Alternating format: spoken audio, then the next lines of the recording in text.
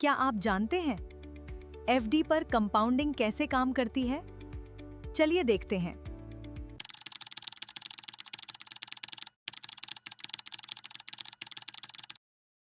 FD पर compounding कैसे काम करती है? क्या आप जानते हैं?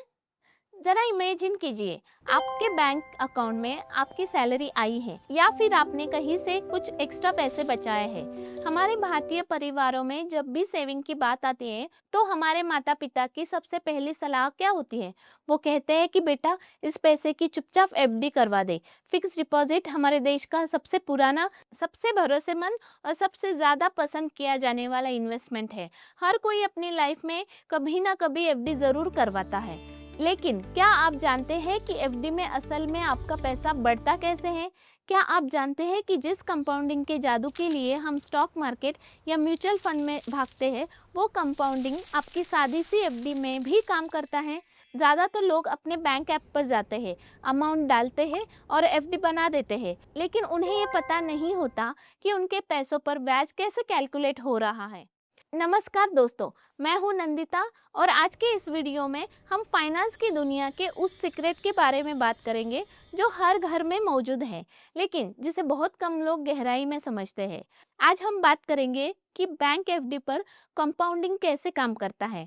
अगर आप अपने पैसों को सुरक्षित रखने के साथ साथ उसे तेजी से बढ़ाना चाहते हैं तो इस वीडियो को आखिर सेकंड तक बहुत ध्यान से देखिएगा, क्योंकि आज मैं आपको बताऊंगी कि एफडी करते समय आपकी एक छोटी सी चॉइस कैसे आपके रिटर्न को लाखों रुपए में बढ़ा या घटा सकती है।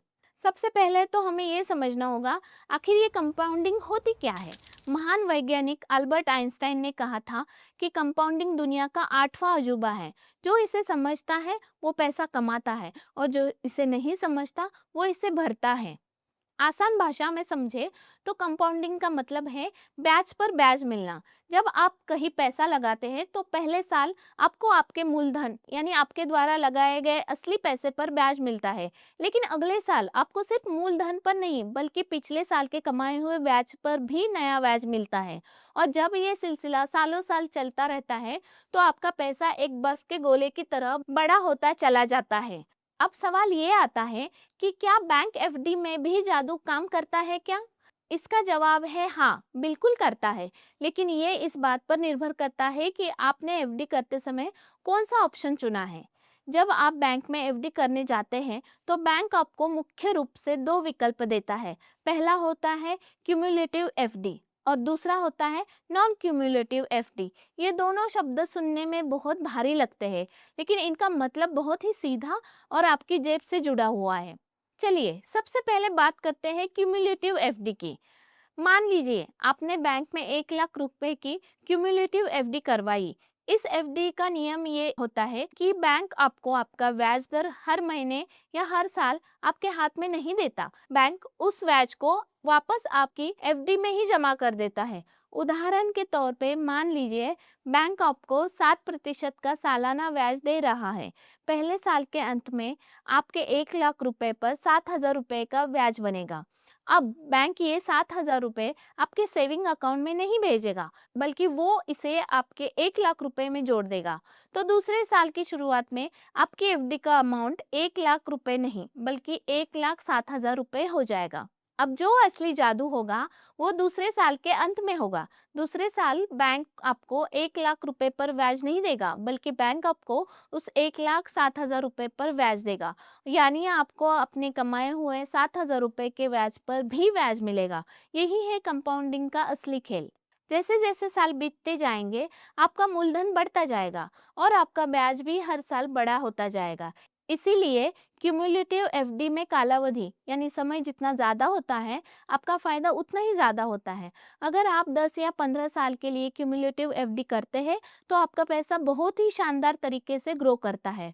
अब आते हैं दूसरे विकल्प पर, जिसे हम नॉन क्यूमुलेटिव एफडी कहते हैं।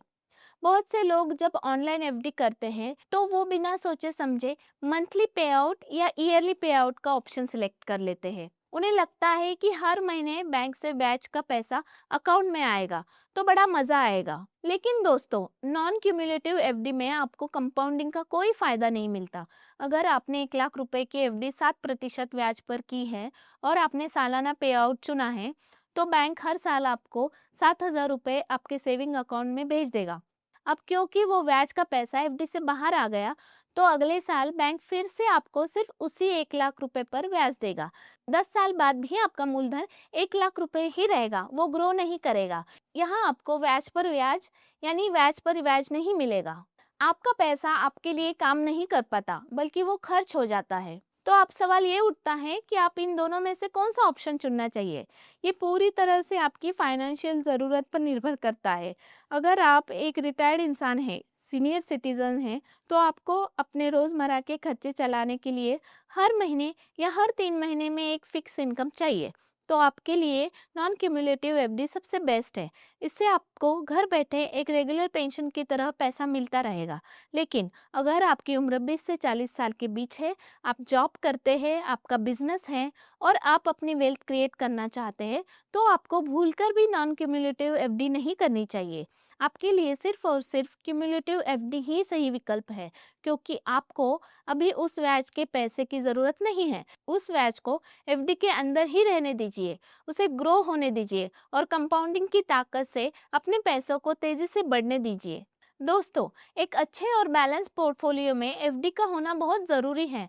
बहुत से लोग कहते हैं कि एफडी में रिटर्न कम मिलता है, इससे अच्छा सारा पैसा स्टॉक मार्केट या रियल एस्टेट में डाल दो। लेकिन ऐसा नहीं है। ज़रा याद कीजिए वो समय जब स्टॉक मार्केट में कोई बुरी खबर आती है, बाजार धड़ाम से गिर जाता है। उस वक्त जो लोग डरकर पैनिक सेलिंग करते हैं, वो अपना भारी नुकसान करवा बैठते हैं। ऐसे डरावने माहौल में जब आपका शेयर बाजार का पोर्टफोलियो लाल रंग में रंगा होता है, तब आपके पोर्टफोलियो में मौजूद ये एफडी ही आपको मानसिक शांति देती है। एफडी आपको सुरक्षा देती है कि चाहे दुनिया इधर की उधर हो जाए, आपका ये पैसा 100% सुरक्षित है और इसमें कंपाउंडिंग भी काम कर रही है।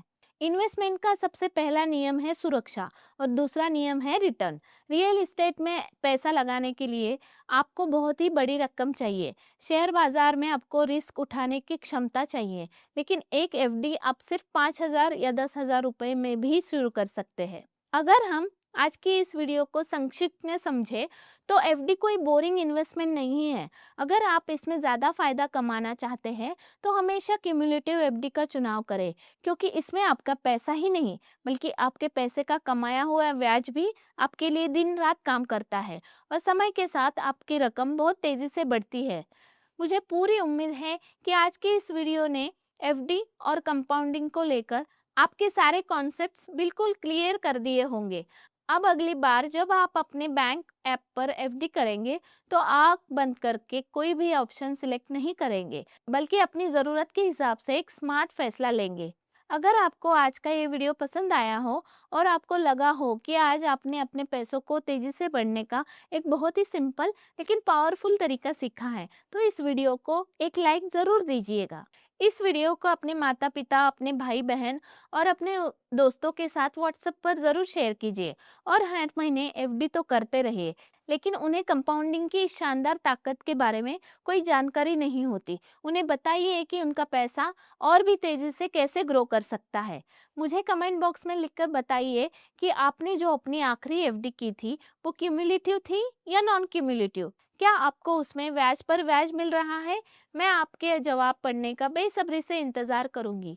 Finance, stock market, real estate और वेल्थ क्रिएशन की ऐसी ही शानदार, लॉजिकल और प्रो लेवल की वीडियोस के लिए हमारे चैनल को सब्सक्राइब करना बिल्कुल मत भूलिएगा। और हाँ, वो बेल आइकॉन भी ज़रूर दबा दीजिए, ताकि ऐसा कोई भी ज्ञानवर्धक और ज़रूरी वीडियो आपसे कभी भी ना मिस हो। तो मैं हूँ नंदिता और आपसे मैं बहुत जल्द मिलूंगी अगले वीडियो में एक और नए और शानदार टॉपिक के साथ। जब तक के लिए सुरक्षित रहिए, अपनी रिसर्च खुद कीजिए और अपने पैसों का कंपाउंडिंग की मदद से ग्रो होने दीजिए। अपना और अपने परिवार का बहुत सारा ध्यान रखिए। Take care and good bye.